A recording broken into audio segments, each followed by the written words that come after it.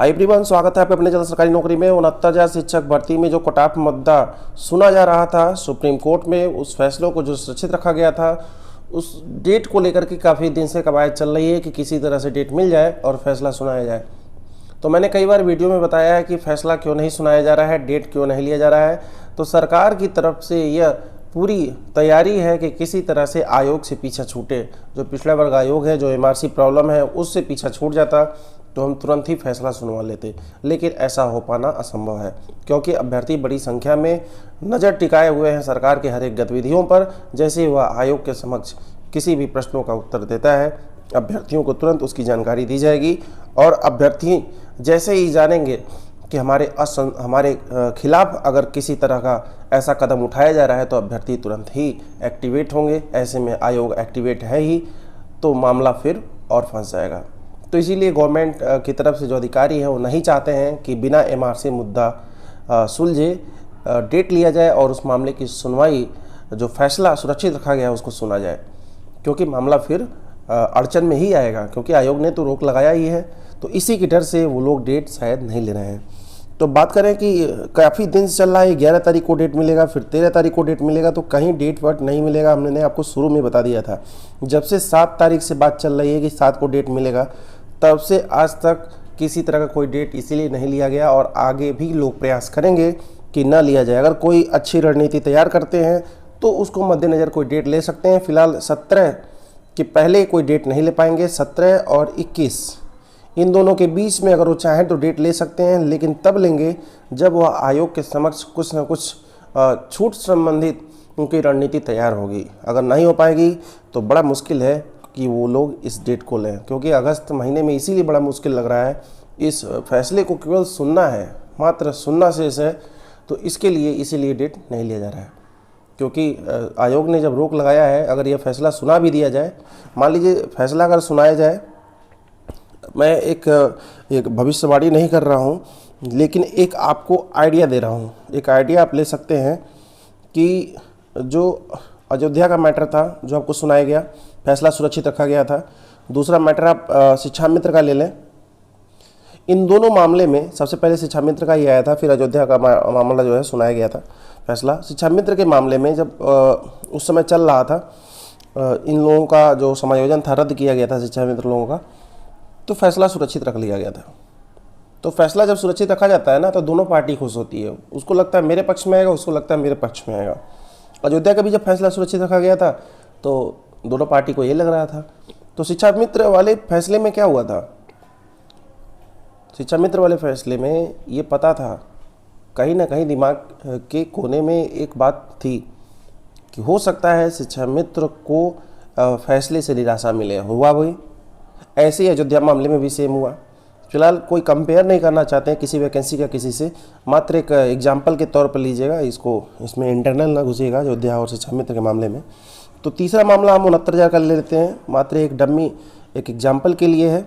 अगर कोई इसे विशेष तौर पे लेना चाहे तो कृपया उसे ना लें, हमारी तरफ से ये रिक्वेस्ट है। तो 69,000 शिक्षक भर्ती को भी अगर आप समझें फैसला जो सुरक्षित रखा गया है, तो मान के चलिए ये फैसला जो है 60-65 के ही फेवर में आना चाहिए। क्यों आना चाहिए, इसका कोई सटीक जवाब दिए बिना इतना जान लीजिए, क्योंकि इस मामले की तरफ झुकाव बहुत ज़्यादा था। लास्ट में जब उस समय बहस हो रहा था तो 60-65 की तरफ झुकाव बहुत ज़्यादा था। झुकाव एक इंगित करता है कि मामला किधर जा सकता है। तो इस तरह से 60-65 वालों को निराशा नहीं लगेगी, शायद 40-45 वालों को निराशा लग सकती है। फिलहाल अभी फैसला आने के पहले कुछ भी कहना सही नहीं रहेगा, क्योंकि ये कोर्ट के नियम के अनुसार सही नहीं होता है कि हमने फैसला सुनाया नहीं, तुम अपने ही सुप्रीम कोर्ट बन गए। तो 60-65 और 40-45 मैं ये बात करना चाहता हूँ इसके संबंध में कि 60-65 हो या 40-45 हो, इन दोनों मामलों में किसी के भी पक्ष में फैसला है। मान लीजिए इनके पक्ष में फैसला है तो ये जाकर के रेट डालेंगे विरोध में, ठीक है। अगर इनके पक्ष में फैसला आता है तो ये जरूर डालेंगे विरोध। तो इस तरह से आपको नहीं लगता है मामला फंसेगा, अड़चन फिर आएगी। और वहीं जो अभ्यर्थी एमआरसी को लेकर के हैं, किसी भी पक्ष में फैसला आए वो तो अड़चन डालेंगे ही डालेंगे, ये भी जान लीजिए। 60-65 पे आए तब भी वो अड़चन डालेंगे, आयोग भी अड़चन डालेगा, 40-45 पे आए तब भी अड़चन पड़ेगा। मतलब उनको दोनों से अभी नहीं मतलब है, उनको अभी एमआरसी से मतलब है, इसीलिए तो डेट नहीं लिया जा रहा है। इतना तो आप समझ लीजिए बस। चलिए जान लेते हैं, जैसे ही कुछ डेट मिलेगा आपको बता दिया जाएगा। वैसे फिलहाल 1303 पदों पर असिस्टेंट प्रोफेसर की भर्ती प्रक्रिया शुरू होगी। आप सोच रहे होंगे अभी तो 3900 आने वाली थी, बड़ी दिन से 3900 सभी लोग चिल्ला रहे थे, अब 1303 काहे को हो गया भैया? तो 1303 क्यों हो गया? क्योंकि लोग कर दिए हैं। आइए सुन लीजिए क्यों कर दिए हैं। टीजीटी पीजीटी की वैकेंसी आने वाली है, उसी से एग्जाम्पल आपको दे देते हैं। ऐसे समझिए कि इसमें अगर 8000 सीटें निकालने वाले थे तो इन सीटों को घटा करके 3000 करना चाह रहे हैं, 3K। क्यों करना चाह रहे हैं?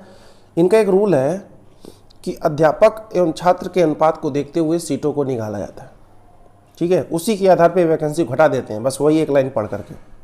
आपको पता होगा 2012 से 2017 तक बीएड को प्राइमरी सेक्शन से बाहर मात्र इसी लाइन पर किया गया था कि आप लोग इसलिए बाहर हो जाए क्योंकि जो अध्यापक और छात्र का अनुपात है वह डिसबैलेंस हो रहा है, और आप लोग बाहर हो जाएंगे तो बीटीसी वाले जो मौका नहीं पा रहे उन्हें मौका मिलेगा और आप कुछ दिन के लिए शांत हो जाएं। तो उन्हीं 5 सालों के लिए इन्हें शिक्षक भर्ती प्रक्रिया में प्राइमरी की वैकेंसी से बाहर किया गया था। तो इस तरह की वैकेंसी जो ज़्यादा रहती है उसको घटा के कम कर दिया जाता है। तो ठीक यही यहाँ भी हुआ है।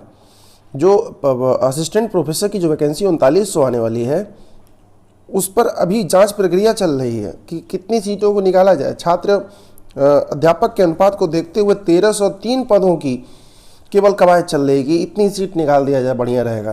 कोई पूछेगा तो कह दिया जाएगा 3900 नहीं निकल पाएगा क्योंकि अनुपात इम्बैलेंस हो रहा है। चलिए जान लेते हैं उस शिक्षक के अनुपात का डायलॉग जो यहाँ पे आपको मिल जाएगा। यहाँ से आप सुन लीजिए। सत्यापन के दौरान 3900 जो रिक्त पद थे उसकी सूची निदेशालय को भेजी गई। भर्ती के लिए शासन से मंजूरी मिलने के बाद निदेशालय ने कॉलेजों में शिक्षक छात्र अनुपात के हिसाब से पदों का सत्यापन शुरू कराया। देखिए यही डायलॉग है, हमेशा हर भर्ती में चलता है। वैकेंसी कम किया जाना मात्र इसी डायलॉग के कारण कम हो जाता है। जिनमें से 1303 पदों का सत्यापन पूरा हो चुका है। मंगलवार को 1303 पदों का अध्याचन आयोग को भेज दिया गया है। बाकी पदों का सत्यापन चल रहा है, चलता रहेगा। कह रहे हैं तब तक वैकेंसी निकाल रहे हैं। देखिए यहाँ पे लिखा भी हुआ है, आप पढ़ सकते हैं। 1303 पदों पर भर्ती प्रक्रिया शुरू, मतलब इतना शुरू कर दीजिए, पता नहीं कब तक वो होगा। मतलब मिला जुला करके निकालना नहीं चाहते हैं ज़्यादा सीट। लेकिन ये जो पुरानी प्रथा है उसको बदली जानी चाहिए, क्योंकि अभ्यर्थियों की संख्या तब बहुत कम थी, अब बहुत ज़्यादा है।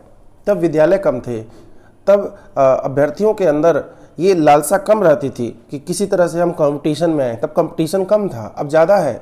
जब ज़्यादा है तो ज़्यादा सीट निकालनी चाहिए ना, इसको बदल देनी चाहिए। प्रथा ठीक उल्टा कर देनी चाहिए कि अगर सीट कम है तो सीट को दुगना कर दे, तिगुना कर दे, चौगुना कर दे।